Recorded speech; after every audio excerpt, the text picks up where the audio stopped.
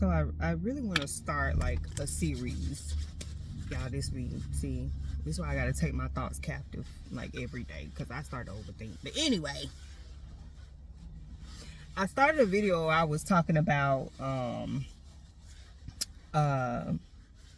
things that hold us back, and we don't even know, like we don't recognize what it is. And obviously you cannot address a thing until you can name it, call it out, so you can address it properly. There's no reason for us to continue to, be blind about the things that we are going through, or running away from the things that we are going through. And we know we need to heal 100%. So I started following this lady on TikTok. Although I be very mindful of like who I'm following on TikTok, I always make sure that if I continue to watch what they're talking about, like I filter what they're saying through the word, through the truth, the Lord, Jesus Christ himself. And so there's this lady I've been following, and she's been talking a lot about like mother wounds. And it's no coincidence that she has popped up on my FYP, For You page, because she was like, here you go, this for you. And I realize that it is because she talks a lot, when she talks about mother wounds, she talks about it in a way of how we subconsciously keep ourselves at a low place because we don't want to expand beyond a certain point. And I found that to be interesting because she said, y'all, I'm learning how to do this. I don't know. Am I supposed to she was, so she was saying how, can we pray for fuller brows? Look at one of my kids done messed up my pencil. Goodness, they don't stay out of my purse. Look, y'all, I don't even have no pencil left to even be able to fill it in. They done broke it. Maybe I can. Oh, there we go. I just don't have the sharp part no more. You see how my kids do me? They don't want their mama to be great, do they? Figured I'd fill in my brows a little bit. Okay, that's a little progress. I don't want to do it too much and too dark, but I gotta start keeping myself together. Even if it's little things like this, I think that starts to create the habit of me taking care of myself. Anyway, so she was talking about how when you're dealing with like your relationship with your mother is not that great, it shows up in certain areas of your life. And she was saying like how you will keep yourself in a place where you are afraid to expand beyond or be more successful than your mother, or do more because you just don't want to like outshine her. And I found it interesting because I didn't have the greatest relationship with my mom. And now I'm at a place where I'm like, Lord, please just heal that area of my life. However you need to do it, I surrender. And so I realized that there is a lot that I don't do because I want my relationship with my mom to be better. I just want it to be better. And there was a lot that I missed out on because I didn't have my mom in the way that I needed to. But what the Lord is teaching me like is compassion. And I really believe that this is an important step but while he peels back the layers of this part of my life. And compassion is when you have like kindness towards somebody. It's like Jesus. You have kindness towards somebody, although you know that they are struggling or have struggled or have their own personal things going on. You can't continue to view them in the way of like, you weren't there for me, I don't understand you, like what problems could you possibly have, I'm the one over here broken. No, it's like when you go out and you see a homeless person, it's like when you go out and see a homeless person and you have compassion for that person, so you give them $5 or you go buy them some food or whatever the case may be. We have to see other people in our lives the same way.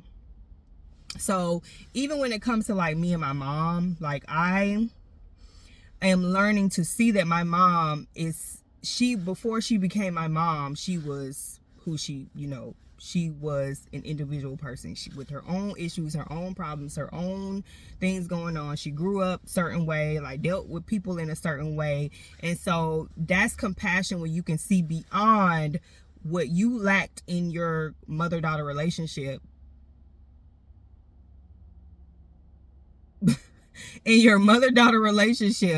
and have compassion for that person. Like, see them through the lens of Jesus Christ. That's really what that looks like, when you can see them. Okay, she's like, that's my mom, but she also is human. Let me get her out of this box and recognize that she has her own walk with Christ. She has her own life. She has her own things, like all like that. Especially when you become an adult and you really get it, because that's how I want my kids to view me. Not for me to like do things however I want to do it as a mom and make excuses, but it's like I would love for them to see past mom and say, hey, my mom is also Crystal. Like, Crystal had things going on before I was born, and so she's going through her own things, right? And I believe that when we can begin to see people with compassion, y'all bear with me because the Lord is really teaching me it's compassion and love. Like, the Lord is really showing me this in real time. So now that I am learning to see beyond her flaws, what I thought was flaws, and being very quiet about my relationship with my mom, now God is like, you got to deal with it, right? So let's talk about it. And that's the number one thing that I'm doing, because I don't want to stay low anymore, because I don't want to deal with that part of my life. That it's affecting me more than I realize. Like, it's affecting me way more than, because what I realize too is like there's certain things that I will and will not do with my kids. There are certain things that like I'm not willing to face as a mom, but also as an individual. And I recognize that it goes into like me being a woman overall and becoming who I need to be, because I don't want to face certain areas. And it's like I can't run from that stuff no more. I can't run from it no more. I just cannot. Like, I want God to like really just grow me up. And that's a good thing too right there, because even in growing me up, I realize that there are areas of my life where I feel like I'm still very immature, and I'm not afraid to admit that. Like, I'm not afraid to admit that at all, because I recognize in my habits and my behavior and the way that I do things that I go to God, who is obviously my father first, and my mother when I needed him to be. I go to him and I say, hey, like, I feel like I'm very immature in these areas. I feel like a child. I feel like I'm not responsible in these areas. I feel like I don't know how to handle this. And I even say sometimes, like, Lord, I feel like I'm a kid raising kids. What is this? Can we get to the root of this? Because I don't want to feel like this anymore. Like, I want to feel like a responsible adult who is not operating in survival anymore and not operating according to my own will, like trying to control things or do things in my own that's getting me nowhere. Like, I want to grow up in this area. I want to do better in this area. I want to be more mature. I want to feel more responsible. And y'all, that's a whole nother topic in its own, to even just understand like how I got to that point. And that's I honestly been one of my prayers this year, is that, Lord, I feel like I'm very immature in areas and I need you to help me. Like, I'm 38. And although we're constantly evolving, we're constantly growing up, we're constantly, healing. I know that'll never stop, but I know that God is calling me to things like to lead people and do things that require me to be very resilient and very responsible and very capable, which, right, he has already given me these things. Like, his strength is made perfect in my weakness. And so these areas feel like weaknesses, and I'm just like, God, I need you in this area. And maybe my views are wrong. Maybe it's just the fact of like the root of it is fear or pride. And I'm just like, well, God, I'm trying to make another excuse of like, well, I feel very immature in this area. But these are the perfect times where God, whether I'm dealing with, just like really feeling the heaviness of that lack of relationship I have with my mom or my dad or other people, or the fact that I don't have a big community, and why don't I have best friends? Like, all of these desires that I have, maybe it's, I could be making an excuse and just like, man, I feel very immature in this area. And then that's not even what it is. It's just the fact of like, if I do what God is calling me to do boldly, right? Because he says to be strong and courageous. You know, I'm with you. I'll never leave you or forsake you. It's like I got to go into these things, and I may feel very unprepared, but guess what? I feel it, but the Holy Spirit that lives within me is the one guiding me through this thing, right? So I may feel weak in my flesh and in my mind, and that's why it's very important for us to take our thoughts captive and not follow what we feel.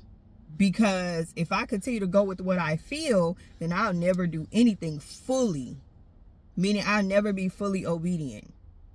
So I have to stop keeping myself at a small place. So, and this is real life. Like, I'm like, God, I feel immature. And he's been shining a light, like, on, you know, my relationship with my mom. Not necessarily on my mom, but how I have perceived my relationship with my mother.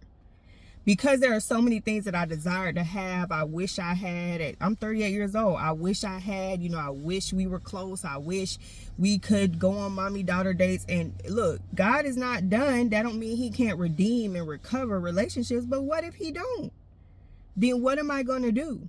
Like, am I going to continue to be like, man, I wish I had this. I wish we could have been like this. Oh, man, I want a mommy-daughter nail day and stuff like this. But guess what? He wants to heal me in that area so I can show up for my kids in that area. And I think this is where a lot of women mess up at. Like, they go and living out of survival and have these secret desires for what they wish they had with their mom, that they will push themselves to burn out to provide these things for their children in a very unhealthy way. And I recognize too that that's what I was doing. Like, trying to push myself, but I was very afraid at the same time. And it's showing up in a lot of different areas. So if I never get that relationship with my mom like I want, am I willing to allow God to heal me where I can say, I fully surrender this to you? And I exchanged the fact that the way that I exchanged the way that I wanted to look and how I desired to look for your will, for full and complete healing and wholeness. Because you got other things for me to do, and this will no longer be a distraction or a hindrance for me, or, you know, a thing that subconsciously distracts me or is affecting my nervous system where I can't even get past a certain hump.